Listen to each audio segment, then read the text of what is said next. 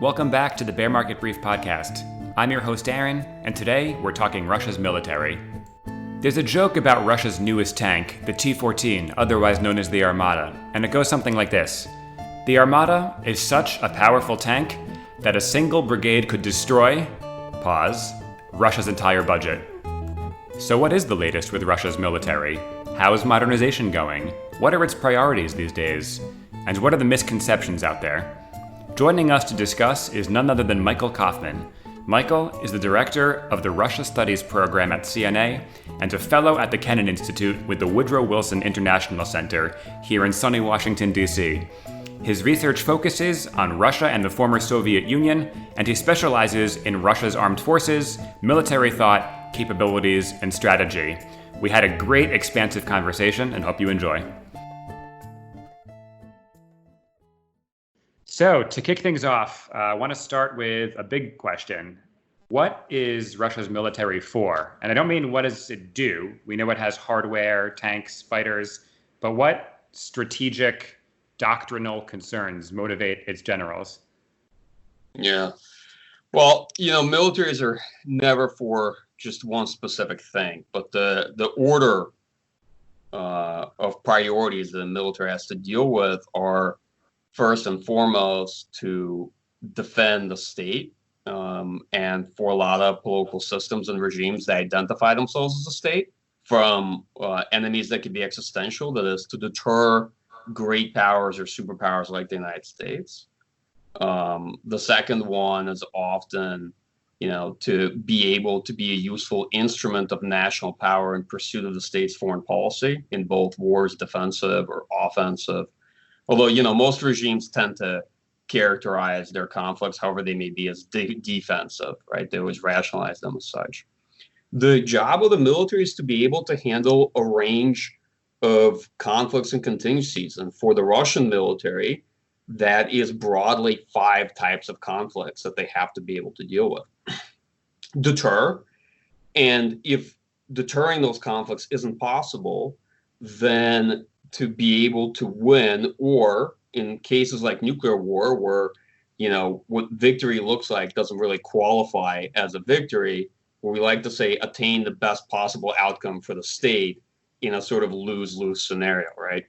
And those conflicts are armed conflict, which is an internal localized conflict, something along the lines of a Chechen war. A local war, which is a war with a single state with limited objectives.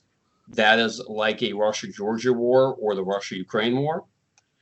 A regional war, which is sort of the Russian construct for a potential war with NATO. That is a war against a coalition of states backed by another major power.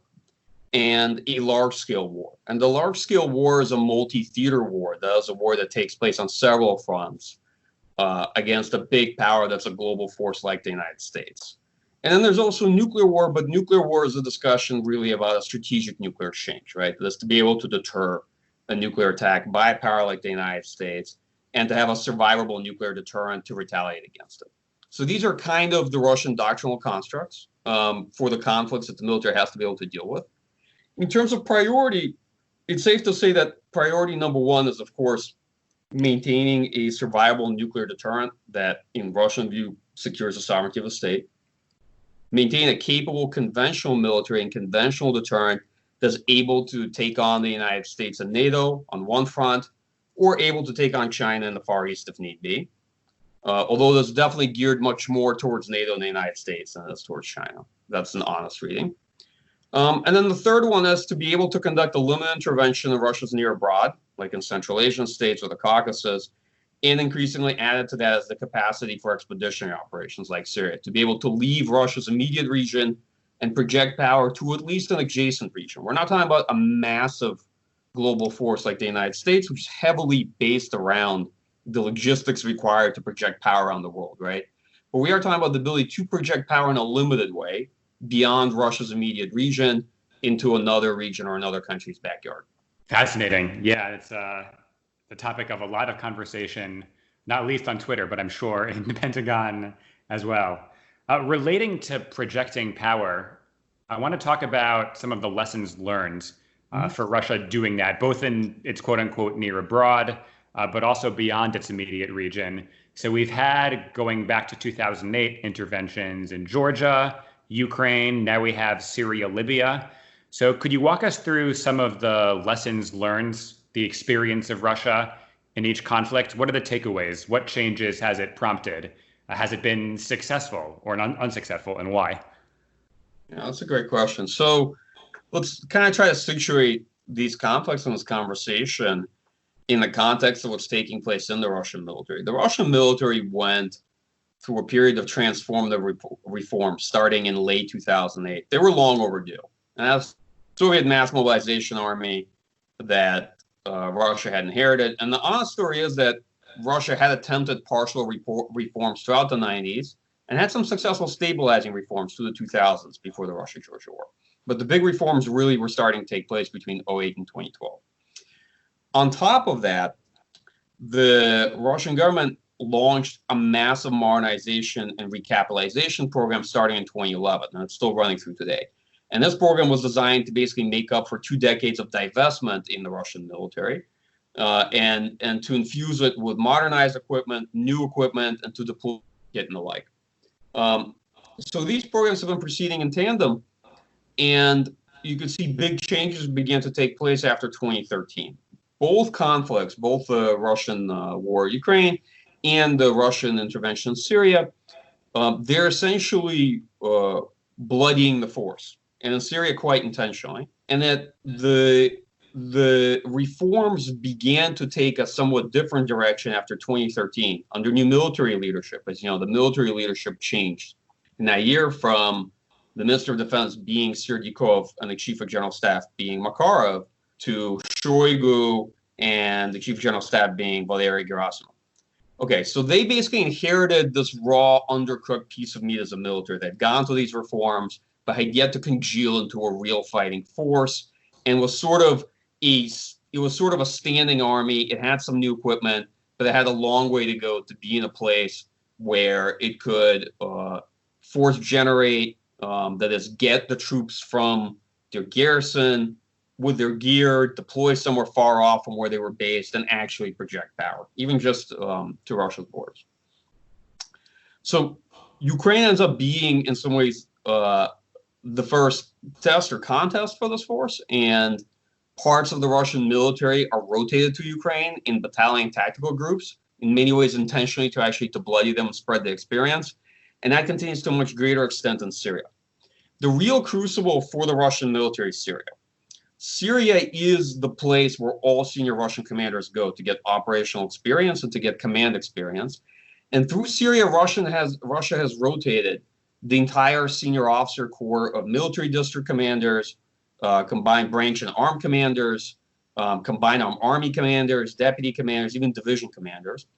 They've also rotated through probably more than 70% of the Russian airspace forces, both fixed-wing aviation, aircraft, and rotary aviation, which are helicopters. And that's a lot. That's a pretty large percentage of the Air Force getting experience time there. So Syria to Russia is worth its weight in gold. It's more valuable than any annual command staff exercise, than any training. And it's viewed by the Russian military as the good war. To get promoted, you have to go to Syria. So institutionally, there's a huge incentive. You want to go. The odds of being killed are infinitesimally small, and the likelihood of promotion and further command after going to Syria are high. So Russia's both sort of, I have an article I think I wrote a while back that talks about sort of from hammer to rapier. That is, Russia's reforging a military tool that inherited from the Soviet Union in some ways, that was defunct. But when inherited, it looked a lot more like a big hammer, and it's making it more like a rapier. Of course, all analogies are imperfect, but that might be a way to think of it. The big lessons from Ukraine and Syria.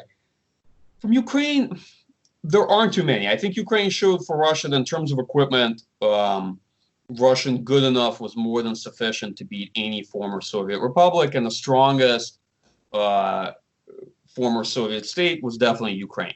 And to be honest, I think from the Russian perspective, that it ultimately was in fact challenging as a highly constrained, limited conflict. But of the 2 operations that they had there, I would summarize them this way. Crimea was highly successful, the seizure and annexation of the peninsula, But because of structural factors, it was very distinct and not very repeatable in any other context, right? That's just the reality. So that's successful, but difficult to reproduce.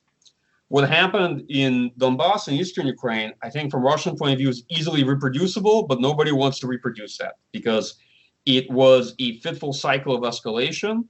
It led to Russia increasingly chipping in with more and more forces to convince Ukrainians that they couldn't win, and ultimately resulted in a limited conventional war.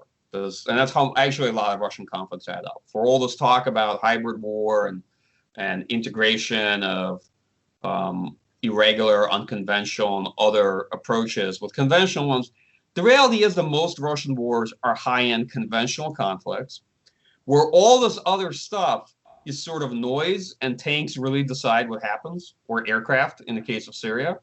And it's principally, it's a conventional war with a lot of these other aspects added to them, but they're not all that decisive relevant to conventional military power. And that's still very much the case today in the Russian military. It is a very firepower-heavy military. On Syria, the lessons from Syria is really the first tactical experience for the Russian military that is deeply meaningful, for which all the senior officers have gone through. It is seen as a victorious war, which means the lessons of it are being promoted and integrated, right? And it's the first one since World War II, because honestly, for a very long time in Russia, if you could go back through and look at a lot of the knowledge base, it was still pretty heavily derived from World War II and experiences of World War II. In fact, a lot of it was almost forgotten. Some was forgotten since World War II. And so Syria is breeding a new generation of commanders who have gone through it. They go back to the military and they say, hey, we fought in Syria and we won, and this is what we did, and this should now be integrated in exercises. Plus, it has a huge shaping influence on the state armament program, modernization of equipment, because they're testing a lot of things there. They're seeing what works, what doesn't, what's missing from the force, and there's plenty of things that are missing. There are plenty of things that are big problems in integration in terms of technology. And it created an opportunity for them between the first state armament program and the second one that was launched in 2018. These are kind of like 5-year big military procurement plans to really think about what they want to buy. And the lesson from Syria was that modernized Soviet platforms, planes, helicopters, what have you, tanks, that they're good enough. They actually have a strong role on the battlefield today. But that the challenge is that the Russian military was really missing important parts of the toolkit. It was missing precision guided munitions. It was missing the enabling technology to employ it. And it needed to get a lot better in terms of service integration and coordination. Because a lot of times parts of the military just don't work together very well. You think they would, even if you buy them the technology, it's sort of say like, you know, oftentimes with military institutions, you can bring the horse to water and the horse just sort of stares at you and stares at the water and isn't sure what it's supposed to do, right? And that's the challenge. That's what conflicts like that reveal. Yeah. So I guess that's actually a great segue to our next question here. So you talked about modernization, the state armament program, and a big factor that's been discussed in the West, but also within Russian elite circles, with some of the economic planners bringing this over to our bread and butter here with the Bear Market Brief podcast, is affordability and Russia's ability to pay for all of this new equipment and support a military that large and purchase especially cutting edge equipment. So I guess I would ask, how sustainable is this modernization program? Is it feasible to continue given budgetary constraints, even before coronavirus and what's going on in oil markets? And on the flip side of that coin, is this too great a budgetary priority to actually be meaningfully cut? Mm-hmm. Yeah. Well, the first question I think is a very good practical question. The second one's sort of a political one. I think that it's very sustainable. Let me give kind of a nuts and bolts of Russian defense spending here, so realistically, the bulk of recapitalization in the Russian military took place between 2011 and 2015. They had already bought a tremendous amount of hardware, and they have sequestered defense spending. They sort of tapered it off level, relatively level to inflation, in that the defense budget is not increasing and is slowly decreasing as a share of GDP when you look at defense spending as a share of GDP. And roughly, so the base state defense order probably right now is fair to say at about 2.9% of GDP. If you include the rest of relevant military spending, you're going to get more towards 3.9% of GDP. That's definitely a lot more than most countries spend on defense, certainly a lot more than Europeans spend on defense, but it's proximate to what countries like the United States spend on defense. That's a lot. It's a pretty large share. And that's what we know. It could probably go higher if you include a few more items. The real effect of spending, of course, what that budget buys you is quite a bit, because Russia's defense industry and Russia's military is largely autarkic, right? It is able to produce most of the things that the state needs to buy. And the state is therefore able to procure almost everything in rubles with fairly small amount of import components. And most of the components that the Russian military used to import were actually from Ukraine, where they were much cheaper. In fact, the reason Russia was so highly dependent on Ukraine's defense sector is because Ukraine inherited these large high-tech industries from the Soviet Union, and it was actually cheaper to buy from them than even make your own. And you know that even there's a three times difference in per capita income if you look back between Ukraine and Russia. So the cost rationale was there. Okay. Let me just make clear that sort of the sanctions, what they really interrupted for Russia, it's not that Russia was buying all these equipment from Switzerland and Germany. It was actually buying most of it from Ukraine. But we can talk about the impact of sanctions later. The budget itself probably buys somewhere around $180 billion worth of gear per year. Most places that rank defense spending, like SIPRI or IISS, do it terribly. I mean, they do it exactly wrong, because they basically just convert whatever the annual spending is in rubles based on market exchange rates into dollars. So if the Russian ruble declined against the dollar by 50%, they're going to write the Russian defense spending declined by 50%, even if it increased by 3%, you know? And so it gets you something that's terribly wrong. And we go much more off of purchasing power parity, adjusted for certain things, degree of autarky, level of imports, so that in countries that import very little, like Russia, gets you a lot. It's not an exact measure, but so often when we do defense comparison, we say, okay, it's better to have an estimate that's pretty close but a bit off from what it likely is, than it is to be precisely wrong and just sort of pretend that Russia's defense budget is as though Russia bought all of its equipment from the United States, which is completely senseless. They're able to sustain this defense spending pretty easily, I'll be honest. So the big difference between Western defense budgets and a country like Russia is that the U.S. spends far more on its force, on the benefits for its force, on operations, and that disparity basically amounts to most European countries, if they're lucky, able to spend 20% on procurement and modernization. United States able to spend a bit more. Country like Russia, their defense budget, the state order spends 50% on R&D and procurement together. If we just go procurement, it probably is towards 40% of the budget, which is a lot, because the Russian military costs them a lot less than the Western military costs to them. Part of that is a percentage share conscripts, right? Because maybe a third of the military are conscripts and they're pretty cheap. But there are a lot of things that go into that cost are lower. I hope that makes sense. As far as priorities go, I would say that the state had been keen to invest in recapitalization, but consistently political leadership had said that they will not let defense spending run away and eat the rest of the budget and do injury to it the way the Soviet defense budget terribly hamstrung the Soviet Union. And that's very visible by how they've tapered it off over time, right? And they've not given in to demands to drastic cuts by people like Kudrin, who really wanted the budget to decline as a share of GDP. But it is steadily being tapered off. I don't think it's going to be significantly dented by decline in energy and oil prices. It's been pretty well defended.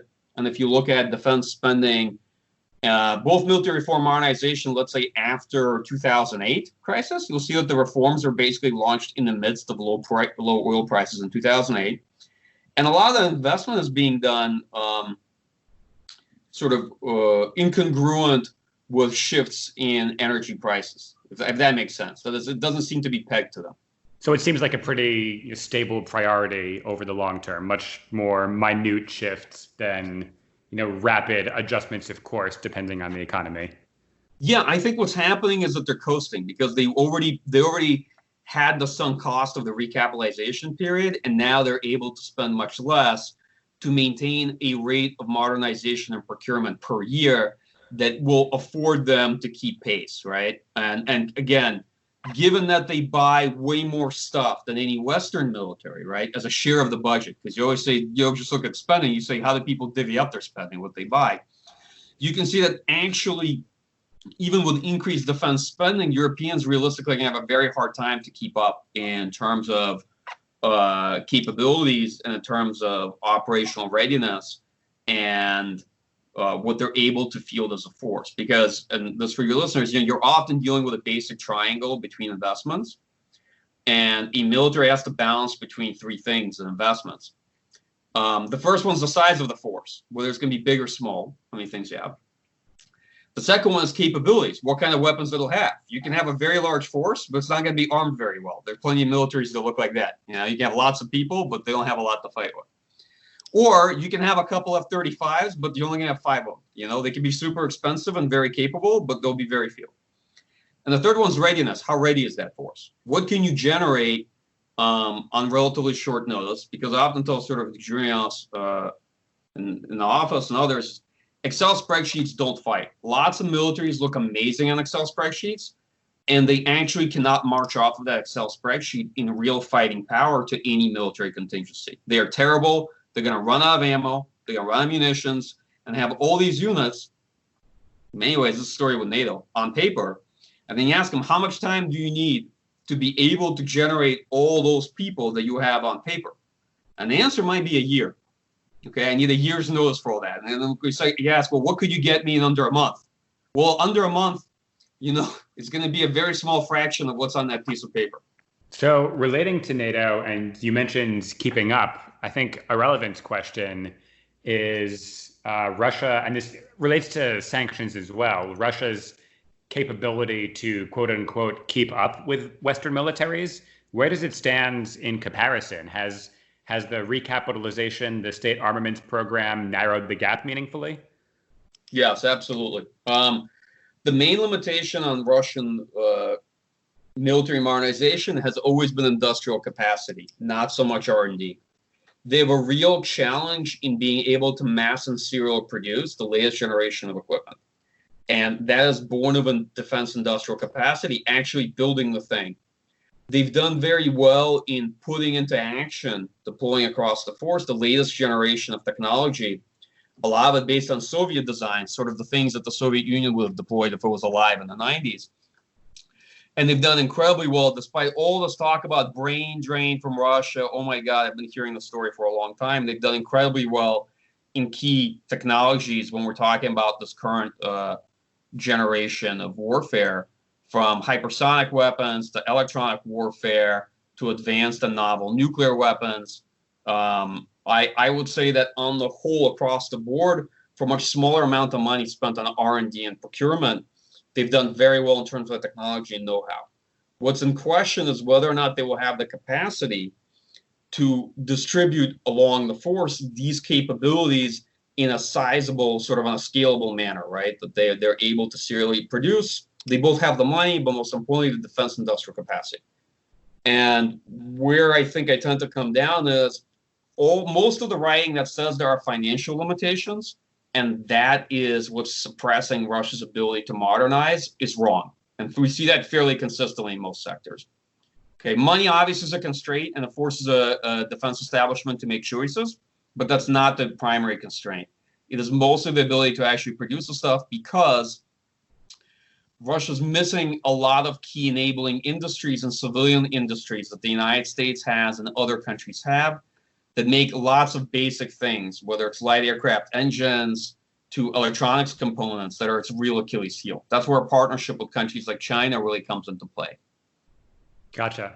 So relating, or moving to the next question, rather, we talked over the course of the episode about some of the misconceptions relating to Russia's military, misconceptions about using dollars to measure how Russia purchases equipment. If your economy is based in rubles, you don't need dollars. But I want to address some of the more prolific misconceptions about Russian defense world.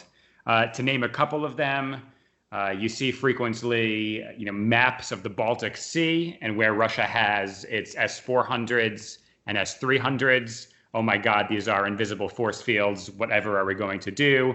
You see, quote unquote, I'm going to slaughter this name and say it very Americanly, but the Gerasimov doctrine. Please don't hurt me, listeners. But can we talk about some of those? What are some of the most prolific and maybe harmful ones you've run into frequently? Yeah.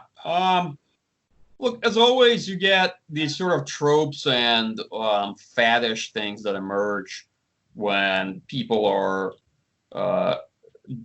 basically you're trying to study a problem and switch their attention to it. So you have a lot of bad takes that crop up early on, and it takes a while to get rid of them. You have lots of people getting involved in doing analysis that don't much experience in it, to be perfectly honest. And you have a lot of this sort of high velocity learning, which to me is basically making mistakes as fast as you can. That's what it tends to amount to. So the challenge with the Russian military is that often defense planners and strategists focus on the things that they see most problematic to themselves. And that's how the Russian military kind of became sort of reduced to S-400 air defense, Iskander-M, tactical operational missile complex, like 2-3 things, right? And the reality is that it's a pretty sophisticated force, both as a conventional force, a force that is very heavily nuclear armed with non-strategic nuclear weapons and strategic nuclear weapons. And a lot of the things that people talk about in terms of the kind of military balance and the significance of these capabilities, they're not true. They're not true because they're basically trying to deal with two variables, often about which they don't know much. Like the first one is what this capability actually does, and the second one is what our capabilities, the blue side, are able to do, and how those two match up against each other, right? So something can be incredibly impressive, but the first question you have to ask is, what can it really do against both the capabilities and the operational concepts of a country like the United States? I hope that makes sense, right? And so the long and the short of it is that this is obviously a much longer conversation, but Russian air defense and certain capabilities that people globbed onto are really, really exaggerated in terms of the effects they can have. And what people tend to overfocus on as capabilities, they don't look at operational concepts. Russian operational concepts and military strategy is quite good. It's quite good. And all these things in aggregate, they do pose a problem sort of for the preferred U.S. way of war. None of them are insurmountable. Some could be absolutely problematic for a typical European military, but that's not who they're aimed at, right? The Russian military built these first and foremost to be able to deal with a technologically superior power like the United States. Are they magical force fields? Absolutely not. They're there fundamentally to be able to degrade and deflect an attack, and most importantly, to absorb it. They're actually not very good defense mechanisms in terms of modern aerospace combat, for the simple reason that you can shoot much of your long-range standoff munitions basically through these alleged force fields and hit the critical objects you want to hit. Missile defense is incredibly hard.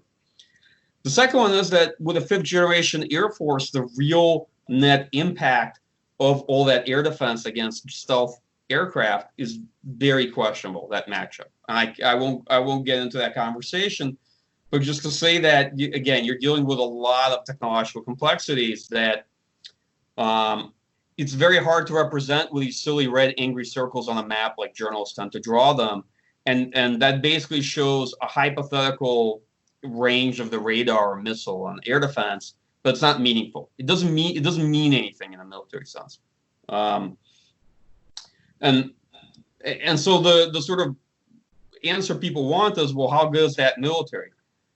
Well, the answer is it's certainly not able to create magical force fields that defend against the United States or NATO, nor do the Russians remotely believe they do. Actually, they have a fairly gloomy view of their ability to deter the United States to conventional capabilities alone. But most Russian operational planning had always been offensive since World War II for a very particular reason. One, they interpret defense to be cost prohibitive. Two, they much more prefer preemptive neutralization rather than having to absorb a blow and then counterattack. And there's a strong reason for that for those who are familiar with Russian and Soviet military history. And that continues to cast a long shadow over Russian military thinking today, which is not to permit strategic surprise or a deep offensive operation like Operation Barbarossa to take place again. And so a lot of these things are misinterpreted as some sort of Russian defense strategy, but it really isn't. On the sort of bugaboos and military concepts, well, we have this Gerasimov doctrine, which is a completely made-up fiction. He's a chief of general staff. He doesn't have any doctrine associated with him. And it was somewhat comical to see this kind of. It was an odd impression that got built off of a take, as you know, by Mark Galeotti. He didn't ever mean that Gerasimov had a doctrine. It's sort of clever verbiage that he came up with. But as you know, when you coin something, you always have to be careful because it can escape your laboratory and then it can become like a monster in a bad horror film, which later on comes back and kills everyone. And that's what happened with the Gerasimov doctrine and escalate to de-escalate, and in some ways hybrid war, which is now this blob type meaningless term where if you say hybrid war, nobody actually knows what you're going to talk about. I have an article on Riddle about sort of Gerasimov, the man without a doctrine, where I sort of talk about the main intellectual trends in the Russian military. And it's very much a military that bases its thinking off of war as organized violence, which involves primarily conventional and nuclear weapons. It has added to that thinking non-military methods and the significance of non-military methods, particularly during phases of sort of imminent threat or danger and during the early periods of war. And it's been talking a lot more about that as an addition to the standard conception that, war is about hurting people and breaking things. And the thinking that comes out today is that the war, the way they describe it, is new type warfare, which is a glib term because there's very few things that are new in warfare. Usually whenever people say something's new, what it means is actually that's very old, but it happens to be new to them because they haven't dealt with that problem before personally, right? Very few things that have the word new ahead of them are actually new, particularly in warfare. As I like to say, the character of war changes over time, but the nature of warfare stays the same. It's enduring. And new type warfare is essentially a Russian construct that combines standoff, high precision capabilities and sort of airspace attack, which is what they fear the United States can do to them, together with non-military methods that will politically destabilize a country in advance of a sophisticated airspace operation. The other main driving concepts are preemptive neutralization, the belief that, look, if defense is cost prohibitive and you have a credible imminent threat, then you should be the one that strikes first. And the next one is coming out of Syria, which is the steady doctrinal sort of formulation of what future expeditionary operations can look like, which they call limited actions. That is how you could deploy a force and conduct an expeditionary operation like Syria elsewhere, let's say Libya, where it looks like they're doing one now under sort of plausibly or implausibly deniable premises. So war is about hurting people and breaking things. I think that's the key takeaway in this little foray into defense worlds that we're taking now. Just a quick clarification for listeners, standoff just refers to the ability to hurt people and break things from a very great distance away without risking yourself.